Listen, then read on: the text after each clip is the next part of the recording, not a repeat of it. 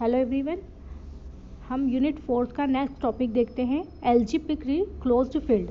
तो पहले हम इसकी डेफिनेशन देखते हैं और फिर इसके ऊपर एक इम्पॉर्टेंट थ्योरम करेंगे। तो देखते हैं कि एल्जेब्रिकली क्लोज्ड फील्ड होती क्या है। तो इसकी डेफिनेशन है a field K is called algebraically closed if it possesses no proper algebraic extension. तो एल्जेब्रिक एक्सटेंशन क्या होता है ये आप लोगों को पता ही है।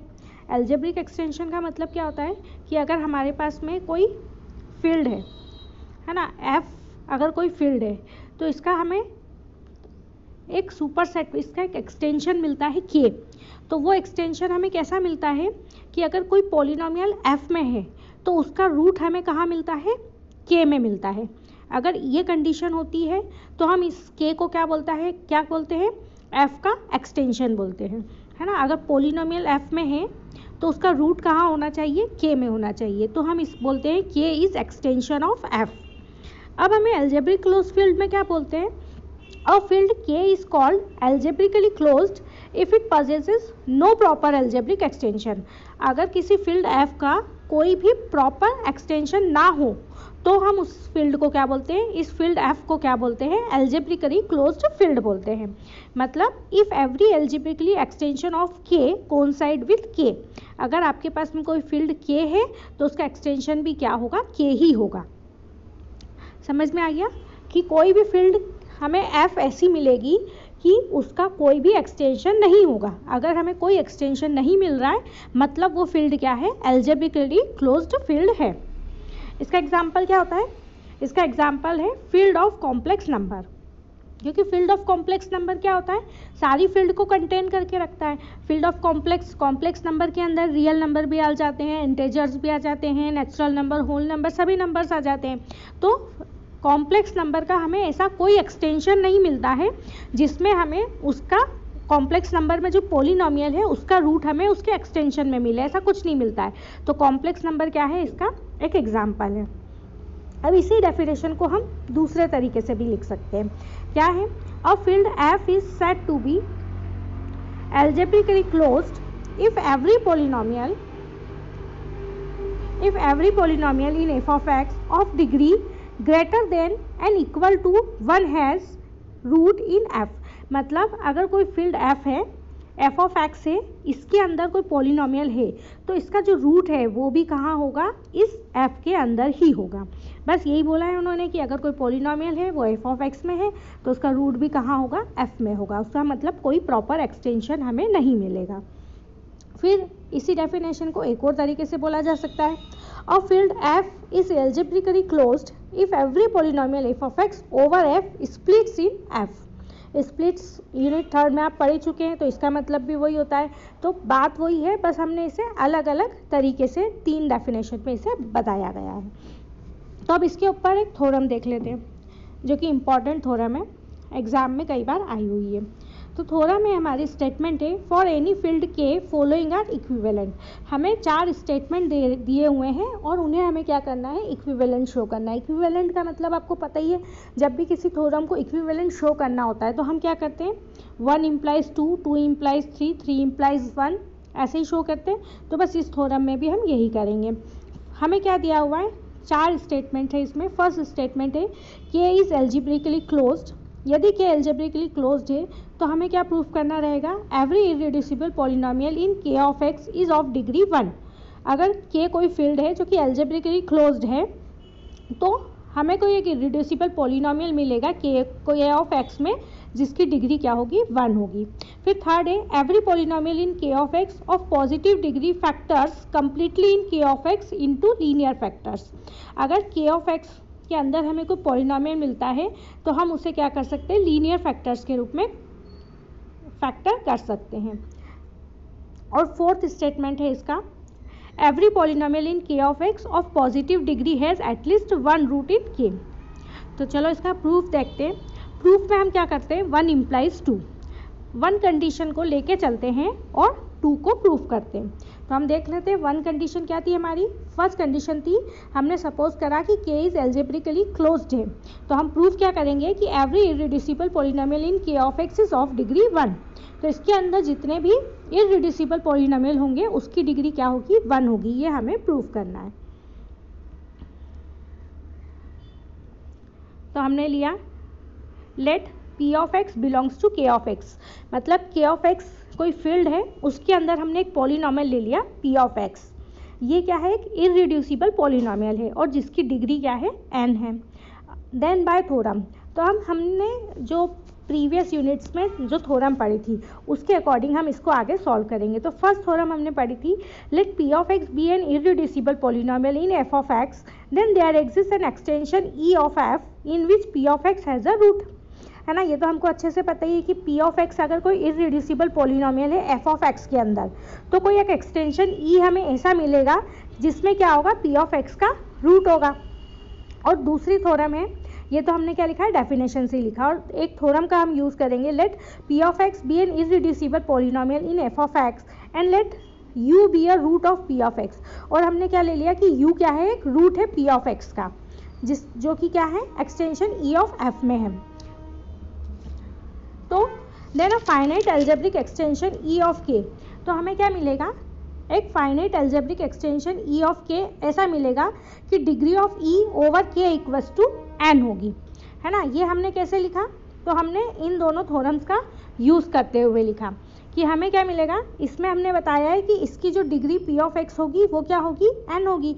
तो इससे हमने लिख लिया कि degree of E over K equals to क्या होगी, n होगी। अब K हमें क्या दिया हुआ है, गिवन कंडीशन है कि K जो है वो एल्जेब्रिकली क्लोज्ड है। K एल्जेब्रिकली क्लोज्ड है, इसका मतलब क्या हुआ कि इसके जितने भी रूट है वो किस में बिलोंग करते हैं, K में ही बिलोंग करते हैं। इसका मतलब E इक्वल्स टू क्या हो गया, K हो गया, क्योंकि इसका कोई एक्सटेंशन हमें नहीं मिलेगा। ये हमने इसकी डेफिनेशन से देखा था, एल्जेब्रिकली क्लोज्ड फील्ड की डेफिनेशन से, कि इसका जो एक्सटेंशन है वो हमें इसी में मिलेगा, मतलब K जो होगा वो इसका एक्सटेंशन होगा। तो इससे हमारे पास में क्या आ जाएगा कि जो degree of K over K होगी, degree of K over K होगी, मतलब n इक्वल्स टू क्या आ गई हमारे पास में, 1 आ गई। K इक्वल्स टू E आ गया, मतलब n इक्वल्स टू क्या हो गया, 1 हो गया। तो ये हमारा फर्स्ट प्रूफ कंप्लीट हो गया। अब हम देखते हैं सेकंड इम्प्लाइज 1। अगर हम सेकंड कंडीशन लेके चलते हैं तो हमें क्या करना है, फर्स्ट कंडीशन प्रूव करनी है। तो ये तो बहुत सिंपल है, हम लेंगे E कोई एल्जेब्रिक एक्सटेंशन है K का, तो A किसको बिलोंग करता है, E को बिलोंग करता है ना। हमने क्या ले लिया, A कोई एलिमेंट है जो कि क्या होगा, एल्जेब्रिक एक्सटेंशन में होगा। अब अगर A जो एलिमेंट है वो एक्सटेंशन के अंदर होगा, तो हमें क्या मिलेगा, एक minimal polynomial of A over K is irreducible has degree 1। जो हमें गिवन कंडीशन है उससे क्या मिलेगा, कोई एक इररिड्यूसिबल पॉलिनोमियल मिलेगा जिसकी डिग्री क्या होगी, 1 होगी। तो इससे हम क्या लिख देंगे, A बिलोंग्स टू K, लेकिन K जो है वो तो क्या है, E इक्वल्स टू क्या है, K है। इससे हमारे पास में क्या आ गया, E इक्वल्स टू K, और इससे K जो हो गया वो क्या हो गया, एल्जेब्रिकली क्लोज्ड हो गया। ठीक है, इस तरह हमारी ये भी इजीली प्रूफ हो गई।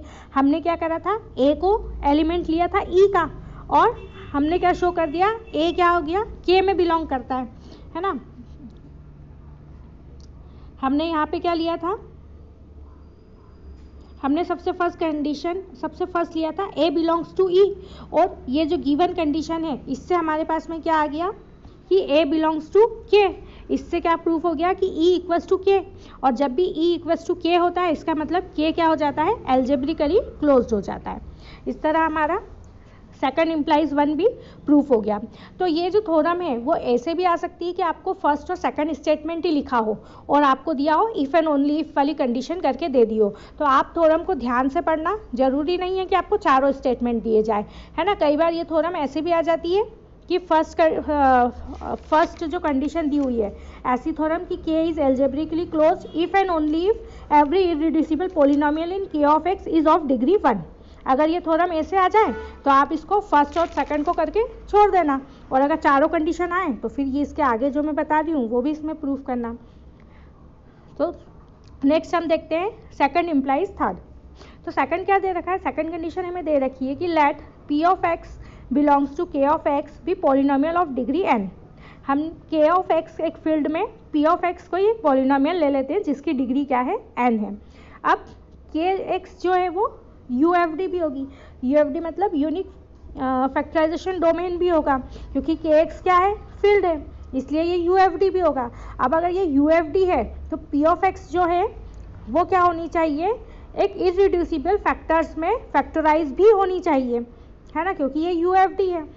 तो हम p ऑफ x को क्या कर सकते हैं, इसके इररिड्यूसिबल फैक्टर्स में फैक्टराइज कर सकते हैं। तो हमें अब जो गिवन कंडीशन दी हुई है, तो गिवन कंडीशन क्या दी हुई है कि every irreducible polynomial is of degree 1। ये तो हमें दिया हुआ ही है कि जो इररिड्यूसिबल पॉलिनोमियल है वो क्या होगा, डिग्री 1 का होगा। तो इसका मतलब हम क्या कर सकते हैं, p ऑफ x को स्प्लिट्स कर सकते हैं इसके लीनियर फैक्टर्स के फॉर्म में। तो ये हमारी सेकंड कंडीशन से थर्ड कंडीशन भी प्रूफ हो गई कि हम क्या कर सकते हैं, इसको लीनियर फैक्टर्स के फॉर्म में स्प्लिट कर सकते हैं। फिर नेक्स्ट है थर्ड इम्प्लाइज 2। अगर थर्ड कंडीशन दी हुई है तो हम सेकंड प्रूफ करना है। तो ये बहुत इजी है, हमें दिया हुआ है कि let every polynomial must factorize into linear factor. ये गिवन कंडीशन है, अगर जितने भी पॉलिनोमियल्स हैं उनको लीनियर फैक्टर्स के रूप में फैक्टराइज किया जा सकता है। इसका क्या मतलब हुआ कि ऐसा कोई पॉलिनोमियल नहीं होगा जिसकी डिग्री क्या होगी, ग्रेटर देन 1 होगी। अगर ऐसा कोई भी पॉलिनोमियल नहीं होगा, इसका मतलब जितने भी इररिड्यूसिबल पॉलिनोमियल है वो सब क्या होंगे, डिग्री 1 के होंगे। तो यही तो हमें प्रूफ करना था, तो ये भी हमारा प्रूफ हो गया। अब हम नेक्स्ट देखते हैं, इसमें हमें दिया हुआ है थर्ड इम्प्लाइज 4। हमें थर्ड कंडीशन दी हुई है कि let f of x belongs to k of x। f of x जो है वो k ऑफ x में है, कोई पॉलिनोमियल है। तो हमें क्या दी हुई है गिवन कंडीशन कि f ऑफ x को हम क्या कर सकते हैं, लीनियर फैक्टर्स के रूप में फैक्टराइज कर सकते हैं। तो इसका मतलब f ऑफ x को हम कैसे लिख सकते हैं, ax प्लस b। और जब हम इसको सॉल्व करते हैं, मतलब इसके फैक्टर्स को सॉल्व करते हैं, तो हमारे पास में इसका फैक्टर क्या आएगा, माइनस बी ए इनवर्स, मतलब माइनस बी अपॉन ए। इसको सॉल्व करेंगे तो ये आएगा हमारे पास x की value minus B upon A, minus B A inverse. तो ये क्या हो जाएगा, इसका रूट हो जाएगा, और ये वाला रूट क्या होगा, इसमें f ऑफ x में बिलोंग करेगा। तो ये हमारा प्रूफ हो गया। अब हम देखते हैं फोर्थ कंडीशन अगर हमारे पास में होल्ड करती है तो थर्ड को हमें प्रूफ करना है। तो इसके लिए हमने क्या लिया कि f of x k of x के अंदर कोई पॉलिनोमियल है। तो हमें जो गिवन कंडीशन दी हुई है, क्या गिवन कंडीशन दी हुई है कि f ऑफ x का जो है वो क्या होना चाहिए, उसमें रूट होना चाहिए k के अंदर। तो f ऑफ x का जो रूट k में होगा तो हम इसको कैसे लिख सकते हैं, f of x is equal to x minus A G of x, मतलब x माइनस ए क्या होगा, इसका एक रूट हो जाएगा। तो हम इसको ऐसे फैक्टर के फॉर्म में लिख सकते हैं। कोई भी एक पॉलिनोमियल होता है तो हम क्या करते हैं, उसको एक फैक्टर लिख देते हैं और बाकी का पूरा क्या हो जाता है, उसका पॉलिनोमियल हो जाता है। तो हम इसको लिख देंगे x minus A G of x। अब g ऑफ x इसका क्या हो गया, एक पॉलिनोमियल हो गया। तो g ऑफ x को भी हम लिख सकते हैं x minus B H of x, मतलब g ऑफ x जो पूरा पॉलिनोमियल है उसका हमने एक फैक्टर लिख दिया और बाकी के पूरे पॉलिनोमियल को हमने क्या लिख दिया, h ऑफ x लिख दिया। तो f ऑफ x किसके इक्वल हो गया, x minus A x minus B into H of x। इस g ऑफ x की वैल्यू हमने यहाँ पे पुट कर दी।